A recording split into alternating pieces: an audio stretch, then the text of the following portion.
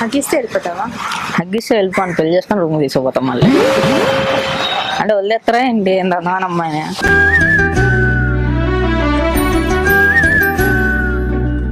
హగ్గిస్తే మాట్లాడతాం. ముందు నువ్వు వాళ్ళు పర్మిషన్ తీసుకో, తర్వాత పెళ్లి చేసుకొని తర్వాత హగ్ తీసుకుందాం. సర్లే ఇంకెందుకు రూమ్ పోదాం బాధ, ఇంకెందుకు కానీ బాధ. రూమ్కి వెళ్ళిపోదాం. ఎందుకు రూమ్కి ఏంటి? రూమ్కి వెళ్ళిపోదాం, ఇంకెందుకు చెప్పు. సరే హగ్గి మరి. నేను ఇవ్వను. హగ్గి నేను ఇవ్వను. హగ్గి అన్న లేదా లేదా ఏంటి? హగ్గు లేదు. ఎందుకు? ఎందుకంటే నువ్వెవరో నాకు తెలియదు. చెప్పినా కదా గత జన్మలో. చెప్పావు మరి ఇంకేంటి? ఇంకేంటి అయినా ఏంటి అరుస్తున్నావు?